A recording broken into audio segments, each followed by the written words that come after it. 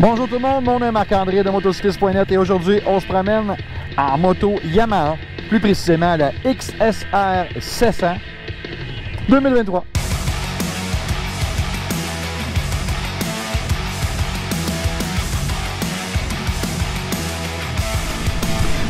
La XSR, c'est un dérivé de la bonne vieille moto japonaise universelle, ce qu'on appelle les UGM, des années fin 60, 70 et jusqu'à mi-80 avant l'avenue, les fameux Superbike. C'est une moto qui a, en tout cas, qui est stylée dans ces années-là, mais qui n'est pas du tout pareil parce que, premièrement, elle a un moteur qui est tout à fait enjoueur, c'est le 700cc, le bicylindre en parallèle, qui est le même moteur qui est utilisé dans la MT-07 et aussi celle que je préfère, une de mes motos préférées qui est la Ténéré 700, une belle petite moto aventure. J'aime beaucoup cette motorisation-là. Par contre, le modèle que j'ai ici, au niveau de la transmission de passage des rapports, il est un peu sec. Je ne sais pas exactement c'est quoi, si c'est un problème qui est dû à ce modèle-là ou peut-être à la tension de la chaîne ou le rendement final, le ratio final, je ne sais pas trop, mais c'est pas tout à fait agréable, spécialement pour rétrograder. C'est très mécanique, c'est notchy comme on dit en anglais. C'est pas super le fun. Fait que ça, c'est mineur, mais il fallait que j'en parle. L'embrayage, par contre, il est à câble et c'est extrêmement facile. Le point de friction est bon. J'aime cet embrayage-là. Il semble tout à fait pareil à la Ténéré 700, mais c'est pas la même chose parce que la Ténéré 700, si je me rappelle bien, elle a un slipper clutch et lui, il n'y en a pas. Mais là, je peux me tromper. Donc, tout en roulant comme ça, on roule dans des petites routes de campagne à basse vitesse. C'est la vocation principale d'une moto comme ça. Ça peut être aussi une très bonne moto urbaine pour en ville parce qu'elle a un gabarit qui est extrêmement court. C'est pas très long comme moto. Puis elle est assez haute, ce qui est le fun pour les grands fanals dans le genre comme moi. Ça a un petit avantage. C'est plaisant là, comme moto parce que je ne suis pas tout poigné sur un pince. C'est un peu serré, c'est un peu crampé, comme si vous voyez mes jambes ici, là. Vous voyez que mes jambes sont quand même bien droites, là, mais ça rentre bien dans l'indentation du réservoir ici. Donc c'est très bien. C'est correct, moi je fais 6 pieds 3, presque 6 pieds 3. Je suis quand même un assez bon gabarit là, dans 220, 230 livres. J'ai perdu un peu de poids, merci. Mais quand même. Le comportement, il est quand même, ce que j'aime, c'est que c'est quand même assez réveillé, c'est sportif, mais avec une position de conduite relevée qui ne sera pas dure sur le dos de son pilote, spécialement si on arrive dans une zone un petit peu plus urbaine, où est-ce qu'il y a plus de trafic et des choses comme ça, où est-ce que les motos à vocation un petit peu plus sportive sont vraiment sont quasiment désagréables. Donc, de ce côté-là, l'ergonomie est excellente. Et je dois dire aussi les freins. On va parler des freins qui sont tout à fait de base. Du tenu pas de bas, du Nissin bien bas de gamme. Et ils sont très efficaces en avant comme en arrière et sont munis d'un système ABS qui est assez impressionnant, là, ben impressionnant, qui fonctionne. L'ABS, c'est pas impressionnant là, dans cette catégorie-là, mais ça fonctionne bien. Car j'ai dû faire un arrêt d'urgence dans un stationnement approximativement à 20 km/h, quelqu'un qui a carrément pas regardé. Et j'ai freiné puissamment et j'ai tout de suite senti l'ABS qui a fonctionné. Donc, c'est pas de l'ABS postiche, ça fonctionne.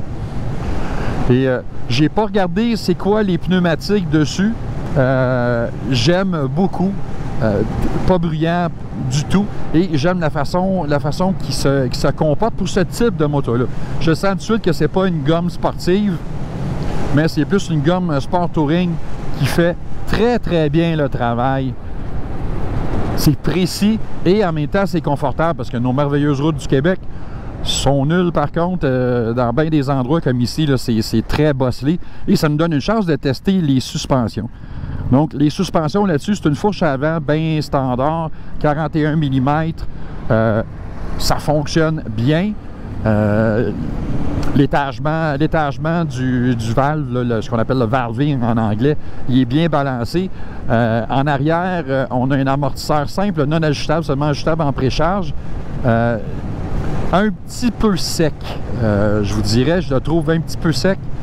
Je l'aurais aimé un petit peu moins ferme. Et j'imagine quelqu'un avec un poids aux alentours de 120 à 150 à 160 livres, il aurait peut-être trouvé ça un petit peu désagréable. Donc, c'est juste ça. C'est un peu sec du derrière, en avant, c'est très très bien. Le comportement de la machine, c'est neutre. Et elle répond extrêmement bien. Ouf, il a passé proche, lui. Elle répond extrêmement bien à ce que le pilote lui demande. Zéro problème, c'est plaisant. Et en même temps, c'est pas trop demandant non plus. Une fois qu'on est à une bonne vitesse, à passer 40-50 km/h, ça se mène tout seul à une main comme ça.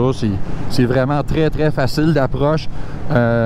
L'angle de chasse en avant est assez conservateur, donc ça ne fait pas de guidonnage, même si on ne tient pratiquement pas les guidons. Il faut tenir vos guidons, là, on se comprend.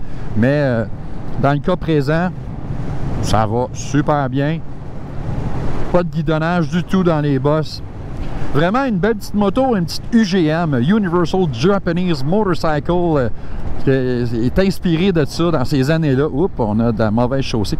Qui est inspiré dans les années 70, un peu vintage, mais tout à fait moderne grâce à la partie cycle. Et en même temps, le moteur 700 cc, c'est CM2 ou je sais pas trop quoi, là, ce moteur-là, ce qui est le fun, c'est un crank à 270 degrés, donc c'est pas 360, c'est pas 180. Donc c'est un moteur qui a un peu de staccato, qui a un peu de caractère lorsqu'on l'accélère. Même quand on lui donne, on le fait monter le régime quand on est au neutre pour faire le vroom vroom, là, on entend, on le perçoit là, que le staccato du 270 degrés. Puis ce moteur-là, il a fait ses preuves, c'est du béton armé. Mon seul hic, là, à part le passage des rapports en rétrogradant dessus, c'est le prix. C'est 11 000 10 999 $. C'est un petit peu cher. Par contre, on a la fiabilité légendaire de Yamaha qui est incluse dans ce prix-là. Et je dois dire que je suis plus que réceptif à ce prix-là. Donc, non, sérieusement, bang pour le dollar, la XSR 600, ça fait mon affaire. Est-ce que je le recommande? Si ça vous chante de voir ce type de moto-là, classique, là, une moto classique, mais avec toutes les modernités de base d'une moto qui est très très simple, allez-y fort. Moi, j'aime bien. Donc, moi, c'est Marc-André. Et derrière moi ici, sur la moto de caméra, c'est Jason, mon caméraman. Et on voudrait vous demander de faire le pouce en l'air, hein? Le pouce en l'air si vous aimez ce qu'on fait. Et en même temps, s'il vous plaît, prenez le temps de vous abonner à notre plateforme YouTube et la place où est-ce que vous voyez ça sur les réseaux sociaux. C'est très, très apprécié car on est indépendant et on n'est pas financé par la publicité des manufacturiers. Moi, c'est Marc. Derrière moi, c'est Jason. Et nous autres, c'est motocycliste.net. Et moi, je continue à rouler avec la XSR 700.